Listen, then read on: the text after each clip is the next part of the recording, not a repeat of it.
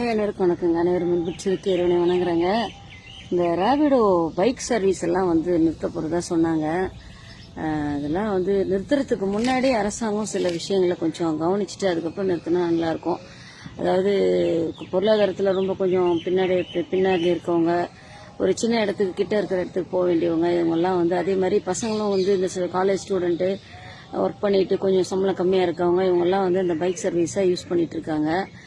அவங்களுக்கும் யூஸாக இருக்குது, பொதுமக்களுக்கும் யூஸாக இருக்குது. ஆட்டோ எதனால் போகிறது இல்லைன்னா ரேட்டு வந்து என்னதான் ரேபிடோலையோ ஊபர்லையோ இதில் புக் பண்ணாலும் வந்து கொஞ்சம் அவங்க அதில் போட்டிருக்கிறத விட அதிகமாக கேட்குறாங்க. ஏன்னா பெட்ரோல் சார்ஜெலாம் ஏறி போச்சு அப்படிங்கிறாங்க. அதனால் முதல்ல அரசாங்கம் வந்து என்ன பண்ணணும்னா, ஃபஸ்ட்டு இந்த ஆட்டோக்காரங்களுக்கு ஒரு மினிமம் சார்ஜ் இவ்வளோதான் அப்படின்னு சொல்லி ஃபிக்ஸ் பண்ணணும். அவங்க இஷ்டத்துக்கு கேட்குற ரூல்ஸை மாற்றிட்டு அதுக்கப்புறம் வச்சா நல்லா இருக்கும்னு நினைக்கிறேன்.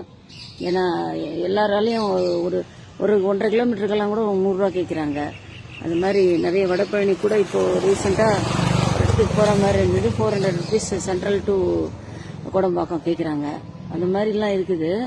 நல்ல பைக் சர்வீஸ் நிறுத்துறதுக்கு முன்னாடி அந்த பைக் சர்வீஸில் போகிற லேடிஸ் எல்லாம் வந்து தப்பாலாம் நிறைய பேர் கமெண்ட் போடுறாங்க. எல்லா ஆம்பளைங்களும் கெட்டவங்க இல்லை, எல்லா பொம்பளைங்களும் நல்லவங்க இல்லை, எல்லாருமே எல்லாத்துலேயும் கெட்டவங்க நல்லவங்க எல்லாத்துலேயும் இருக்கிறாங்க. நல்ல ஆட்டோக்காரங்கெல்லாம் உத்தமங்க, பைக் ஓட்டுறவங்கலாம் ரொம்ப கேவலமானவங்க.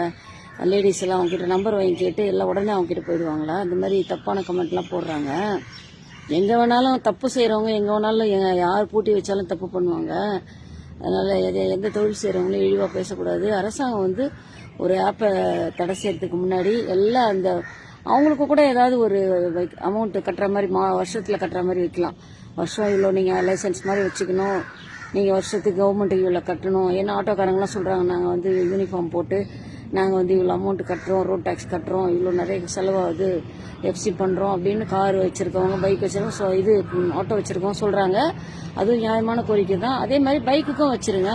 வச்சுட்டு யாருக்கு எந்த சர்வீஸ் வேணுமோ அதை யூஸ் பண்ணிட்டா போச்சு. அதுக்காக மொத்தமாக பேன் பண்ணுறது ரொம்ப கஷ்டமாக இருக்கும் எல்லாருக்கும். ஓகேங்களா? ரொம்ப தேங்க்ஸ்.